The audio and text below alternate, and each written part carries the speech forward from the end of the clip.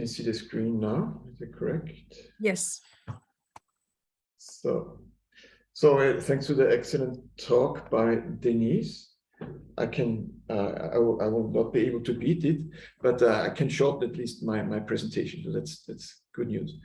So actually, by chance, I didn't know that Denise was coming here to these presentations today.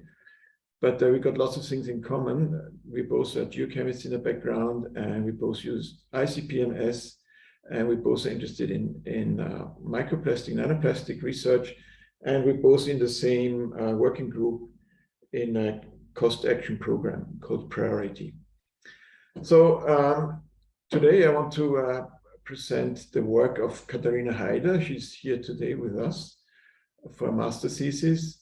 And we will be talking about nanoplastic release from baby bottles. So just lots was already mentioned by Denise, but just some repetition and a different view. So this is what we see in media. This is microplastics on the upper end of, per definition, is 5 millimeters in size. And this is what we see in media, all these colorful bits and pieces. And these are something we can relate to. Everything we can see, we can relate to, but in the reality is down on the other end. And I will be going through the size ranges and end up in nanoplastics. So what are we dealing with? As already Denise mentioned, it is extremely complex. This is not moving here. Yeah, so plastics is not a target of, because analytical chemists always want to know what looking at the analyte, but for this case, it's extremely complex. So there are lots of combinations of sizes, of polymer type, additives, and the morphology, and so on and so on. So it makes it really difficult to analyze them properly. But as I already mentioned before, the most typical parameters looked at are the concentrations. So how many particles per volume, for example, of soil, or volume or mass of soil, or in water, but also the size distribution, very important. And of course, analytical chemists interested in the chemical identity. And for looking at the chemical identity, you got many kinds of, all these parameters, you got many kinds of techniques available. A whole zoo of instrumentations are available there, starting from optical microscopy to scanning electron microprobes, and to FTIR, as we mentioned before, to Raman spectroscopy, and so on and so on. But these are the most typical ones. And but before going into a new technique I want to present today, I want to show you where we are actually, what we're looking at. And a little bit more in detail what Denise talked about. So a typical scientist would use log-log diagrams, which will end up in a line like this. If you think about particles disintegrating into smaller particles, this will be an exponential function. So one particle deteriorating to 2 particles, to 4 particles, 8 particles, and so on and so on. And if you imagine some parameters and plot it in a log plot with size here in meters in this case, and particles per liter, I like SI units, and it goes up here. But just to show you what we more can relate to is exponential functions shown as curves. Like in here, when you go down in size, the number of particles increases dramatically. And this we need to bear in mind, where we have microplastics here in this range, maybe starting here at 1 micrometers or 0.1 micrometers, doesn't matter. The nanoplastic range is here in the lower part here of the plot here. And if you look at the sizes here, I kept a linear scale here. So going from maybe the lower end here, 1 million or something, go up to 1 billion particles per liter. This is very typical in the nanoscale. This is what we can expect. And so how can we analyze them? So we can use, for the chemical identity, we can use different methods like pyrolysis, GC-MS, which is very sensitive for nanoparticles, which hasn't been mentioned today, but FDRR and Raman, as I mentioned before, are limited in many sense. They're not sensitive enough, meaning that smaller particles are not accessible, and the sample preparation is very difficult. So just an example here of just a simple matrix. Denise didn't go into detail much about that, but if you want to just look at the simple water matrix, you have to remove all the organics and so on with a whole process with Fenton's reagent or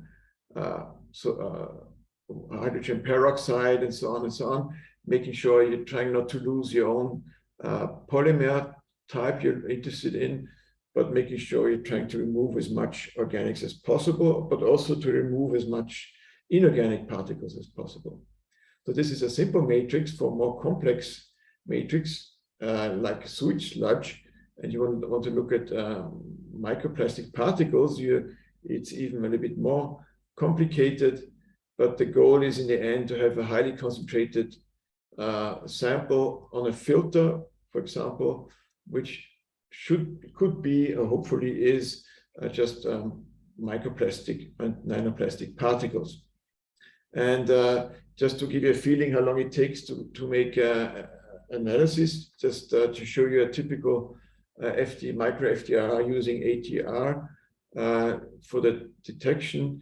Just to the left is from the sewage sludge, the leftovers after removing all the organics as much as possible, except the polymers. And you got here a mixture of different fibers here, and you would have to go with your FDR, select one object and lower the crystal onto the object and measure it, and use databases to identify it. And if you want to look at the large range of the filter, it will take lots and lots of time. In particular, when you bear in mind that the smaller particles, the smaller the particles, the more abundant they are.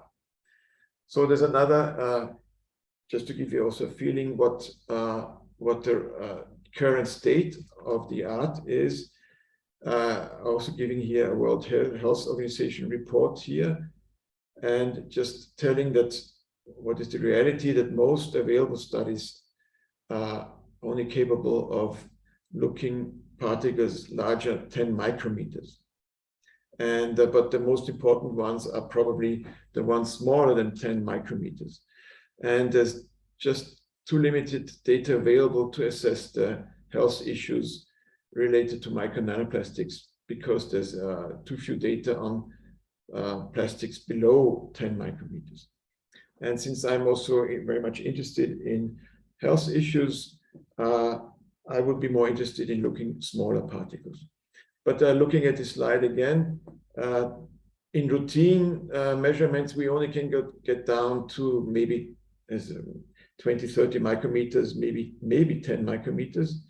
But using micro FDIR or micro Raman and spending lots of time, you can go down maybe to 5 micrometers or something like that. But if you want to access the range smaller than 1 micrometers in the nanoparticle range, you're running into trouble. First of all, you're encountering much more particles, and then you got the trouble with trying to detect them properly. So this is really cutting edge science if you want to venture into this area of smaller particles. So what we thought is, since we are fairly new in this field, we just to see, we want to try new techniques, at least for simple examples. I will show you now with baby bottles. And so we can discuss why we would look at baby bottles. There was a Nature Food article a couple of years ago talking about the polypropylene release into baby infant feed bottles. And it was quite a success. It was shared many times on the internet, in the media. If you like Altmetrics, this is a number which tells you how often something has been retweeted, for example, or been shared over Facebook and so on, which gives you an impact in the probably non-scientific area. So it had quite a high impact, because this is something scary to know that you're feeding plastic particles to babies. And but also we were a bit worried about the study here because they, for example, they looked at the over time how the number of particles per liter changed using the same bottles, and it's quite a kinked pattern here, which is quite odd, I would say, because depending on these different companies they used here, the same result, the same pattern was there for some reason. But also we were interested to understand what's going on in the range smaller than 1 micrometers. In their study here, they looked at the size distribution. Remember this exponential curve I showed before, going towards 1 micrometer here. And we wanted to know what's going on below 1 micrometers, and wanted to understand what's happening here, because we understand the smaller particles have more impact probably on cell interactions. And for this purpose, we selected a newly developed a method which is called optofluic force induction technology, OF2I in short, which was developed here in Austria near Leoben. We are in Styria, in the state of Styria, which has several advantages. For example, it's very fast compared to other techniques. Remember, going down into the nanoplastic range, the particles get smaller and more abundant, and you would need many measurements to get an overview, and this means speed matters here. But there's a big disadvantage. You currently cannot identify what kind of particles you're looking at.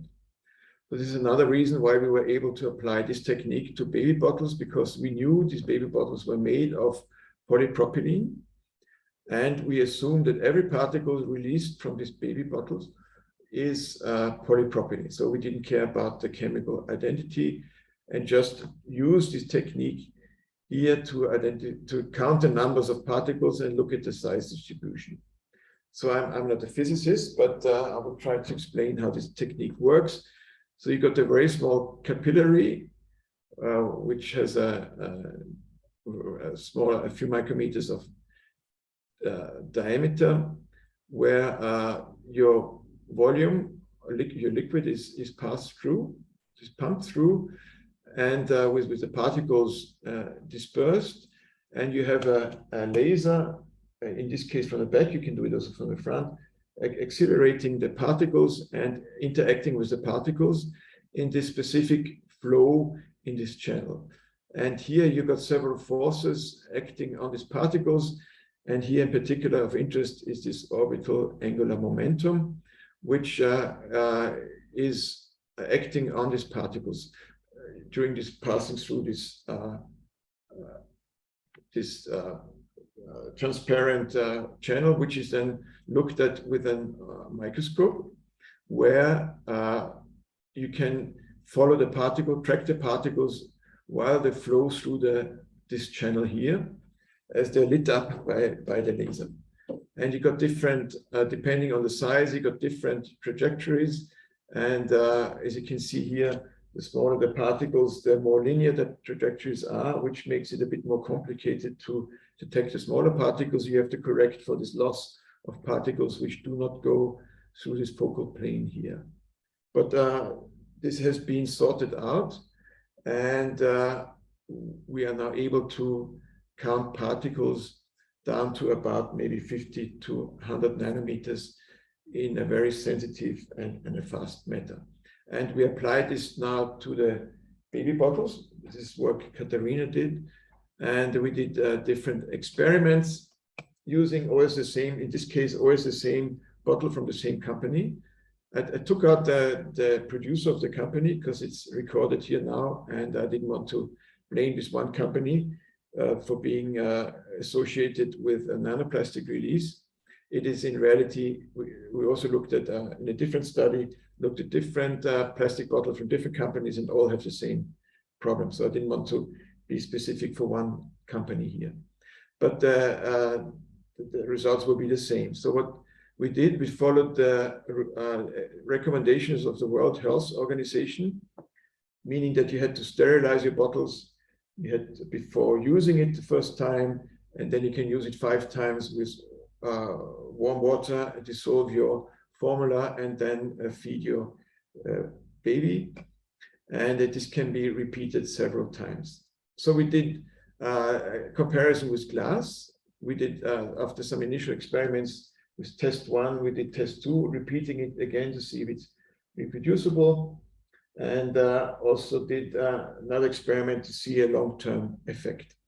And this was repeated also looking at the microplastic range, which cannot be seen by this technique I explained beforehand. And we just looked at optically and counted the number of particles on the filter. So what did Katharina do? So we had 5 bottles. They were first sterilized with 90-95 degrees of water for 5 minutes, and then rinsed, and then water with 60 degrees Celsius was entered and shaken on a lab shaker, which is quite different, maybe what you might do at home, shaking the bottle.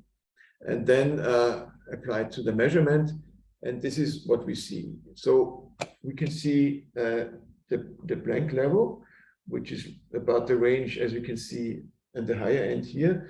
But the first mixing of the powder milk and the water shows that the highest, but we just looked at water. What Montserrat said, we did not look at the milk, we just looked at the water. We can see very much a high release of particles, which goes up to the mid-range of somewhere between million and a billion of particles. And so this is quite dramatic. The decrease, it's good news, it decreases fast. But when you compare it with glass bottles also release particles, but in this case not plastic, but these are silicate particles, most probably. We didn't look at that. But what you can see here, always is the first repetition which has the highest amount of particles released. So we were interested to see what happens after next sterilization and trying to repeat this experiment again. And so this is what Katharina did, is repeating this experiment, but collecting the water. So after 5 times, not looking at the bottles individually, but looking at the integrated number of particles in 1 liter then, and look at the long-term effect by repeating this process 10 times.